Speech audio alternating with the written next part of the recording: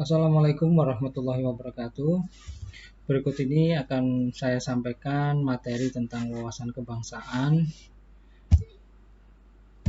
Yang pertama terkait dengan materi wawasan kebangsaan ini dapat dilihat dari peta yang saya tampilkan, bahwa Indonesia dalam peta dunia itu bisa dilihat bahwa bangsa Indonesia itu adalah kumpulan dari lebih kurang 500-an suku bangsa dengan 1025 tapak budayanya yang mendiami hampir 17.504 pulau di wilayah Negara Kesatuan Republik Indonesia yang luasnya lebih kurang 1.922.570 km persegi.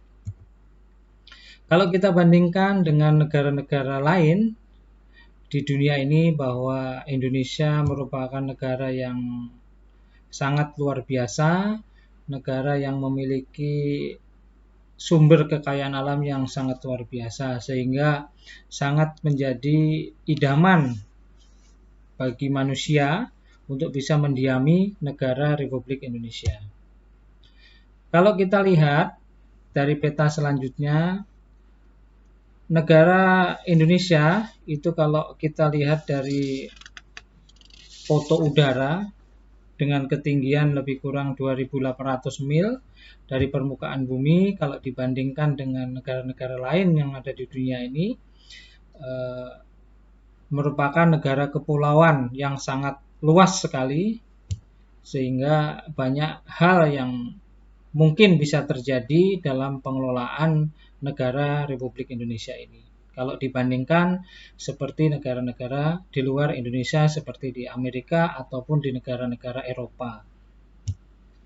Baik, selanjutnya, untuk mempertahankan Negara Kesatuan Republik Indonesia diperlukan cara pandang setiap warga negaranya. Jadi perlu memahami setiap warga negara itu bagaimana cara memandang Negara Kesatuan Republik Indonesia. Dengan keberagaman yang ada, diantaranya budaya, suku, etnis, agama, adat istiadat, setiap wilayah mempunyai kekhasan masing-masing. Hal ini memiliki potensi masalah dalam kehidupan berbangsa dan bernegara. Perlunya wawasan kebangsaan bagi setiap warga negara agar Negara Kesatuan Republik Indonesia ini tidak terpecah belah. Kalau kita lihat kondisi bangsa saat ini, belum semua masyarakat paham terhadap wawasan kebangsaan. Bisa kita lihat idealisme yang sempit, cenderung mementingkan kelompok, golongan, dan bersifat kedaerahan, feodal. Suku tiru budaya asing, suka meniru budaya asing tanpa disaring. Jadi banyak sekali, apalagi perkembangan media sosial, apa-apa yang kita terima saat ini yang ada di media sosial itu tanpa kita saring sudah kita share begitu saja. Padahal itu belum tentu kebenarannya, merupakan berita-berita bohong, sehingga inilah bagian dari kondisi bangsa kita saat ini. Selanjutnya, isu SARA sering menjadi pemicu kerusuhan sosial di Republik ini. Banyak terjadi di beberapa daerah. Alhamdulillah di wilayah kita di Kalimantan Selatan, khususnya di Kota Banjarmasin, ya cenderung kondusif, alhamdulillah, karena masyarakatnya bisa melaksanakan kewajibannya sebagai warga negara yang baik. Nah, itu sebagai contoh gambar ilustrasi terjadinya bentrokan antar kelompok masyarakat di negara kita. Nah, keberadaan wawasan kebangsaan itu diperlukan sebagai landasan konseptual atau konsepsional pemersatu bangsa. Hal ini merupakan sangat penting, harus dimiliki oleh satu-satunya warga negara. Apa itu yang disebut dengan wawasan kebangsaan? Jadi wawasan kebangsaan itu adalah cara pandang bangsa Indonesia tentang diri dan lingkungannya mengutamakan persatuan dan kesatuan bangsa, serta kesatuan wilayah yang dilandasi Pancasila, Undang-Undang Dasar 1945, Bhinneka Tunggal Ika, dan Negara Kesatuan Republik Indonesia. Jadi, bagaimana cara pandang kita sebagai warga negara itu terhadap diri kita dan lingkungan kita. Nah, yang mengutamakan kepentingan negara, jadi bukan kepentingan pribadi atau kelompoknya masing-masing. Nah, landasannya adalah Pancasila, Undang-Undang Dasar, Bhinneka Tunggal Ika, dan Negara Kesatuan Republik Indonesia. Dari 4 hal tadi yang disebut Pancasila, Undang-Undang Dasar 1945, Bhinneka Tunggal Ika, dan Negara Kesatuan Republik Indonesia, itu adalah 4 pilar bangsa dan negara. Kalau kita lihat dari ilustrasi gambar tersebut, apabila masing-masing pilar itu tidak berdiri dengan kokoh, banyak grogotannya atau banyak tidak idealnya, mungkin ada rongrongan terhadap Pancasila, terhadap undang-undang, terhadap kebinekaan kita, terhadap negara kesatuan, maka seperti meja sebagaimana ilustrasi itu, diibaratkan meja itu adalah bangsa Indonesia. Nah, lama-lama kalau kita tidak memperkokoh dari 4 pilar bangsa dan negara itu, ya lama-lama akan pecah, akan terpecah belah dan akan runtuh bangsa Indonesia itu. Nah, oleh sebab itu ya 4 pilar kebangsaan itu harus kita pertahankan, harus kita lestarikan, harus kita sama-sama perkuat sehingga Pancasila, Undang-Undang Dasar 1945, Bhinneka Tunggal Ika, dan Negara Kesatuan Republik Indonesia bisa berdiri kokoh untuk pertahanan, untuk lestarinya bangsa dan negara kita. Apabila dari 4 pilar tadi terbangun dengan baik, maka ya seperti meja dengan kaki yang kuat, kokoh, sehingga Negara Kesatuan Republik Indonesia juga akan lestari nanti sampai anak cucu kita. Nah, di dalam konsensus dasar berbangsa, jadi di dalam 4 pilar kebangsaan itu ada nilai-nilainya. Ada nilai-nilai di dalam 4 pilar kebangsaan itu. Yang pertama itu Pancasila. Di dalam Pancasila itu ada nilai-nilai luhur yang terkandung di dalam nilai-nilai Pancasila. Yang pertama adalah nilai religius. Yang kedua nilai kekeluargaan.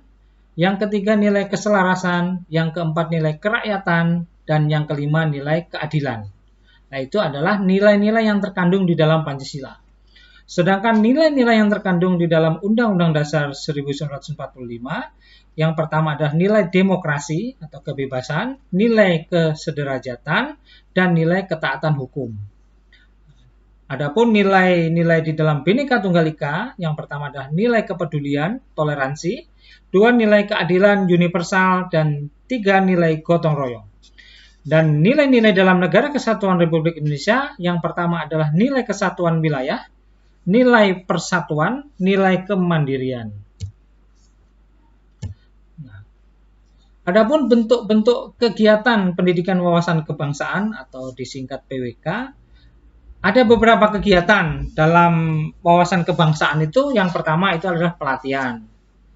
Pelatihan atau training of facilitator, ada outbound yang diberikan materi-materi tentang wawasan kebangsaan, ada lomba cerdas cermat, ada permainan, ada diskusi dan dialog, dan seminar atau lokakarya. Itu adalah bentuk-bentuk kegiatan wawasan pendidikan wawasan kebangsaan yang bisa disampaikan kepada peserta didik, baik itu tingkat dasar, menengah, ataupun tingkat atas. Selanjutnya, materi pendidikan wawasan kebangsaan itu yang pertama adalah Pancasila, Undang-Undang Dasar 1945, Bhinneka Tunggal Ika, dan Negara Kesatuan Republik Indonesia.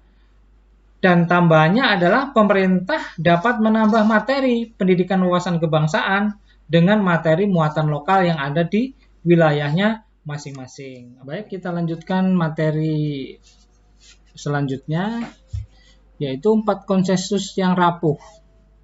Jadi harus ditegakkan melalui pengamalan nyata. Seperti halnya Pancasila, itu harus diamalkan dalam kehidupan sehari-hari.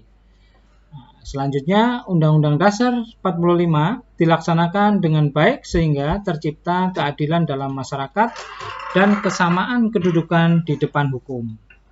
Bhinneka Tunggal Ika menjiwai kehidupan bermasyarakat sehingga tercipta kerukunan dan toleransi. Negara Kesatuan Republik Indonesia diperjuangkan agar berdaulat, utuh, dan selamat. Jadi, implementasi dari 4 konsensus dasar berbangsa dan bernegara tadi seperti terlihat di dalam tampilan tersebut.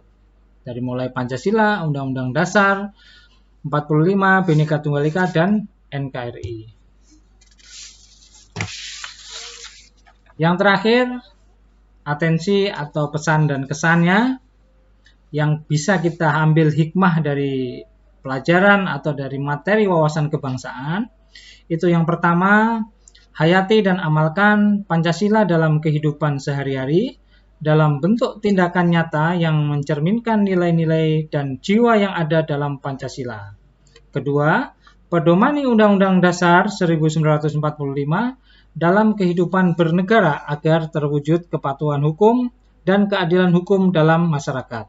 Ketiga, jiwai Bhinneka Tunggal Ika di dalam kehidupan bermasyarakat dengan mengedepankan saling menghormati dan toleransi tanpa membedakan suku, agama, ras, atau etnik, serta adat istiadat sehingga terwujud masyarakat yang harmonis. Terakhir, keempat, jaga dan pertahankan kedaulatan Negara Kesatuan Republik Indonesia dari ancaman dan gangguan baik dari dalam maupun luar negeri, dengan berpegang pada jiwa patriotisme dan nasionalisme serta NKRI harga mati sudah tidak bisa ditawar lagi.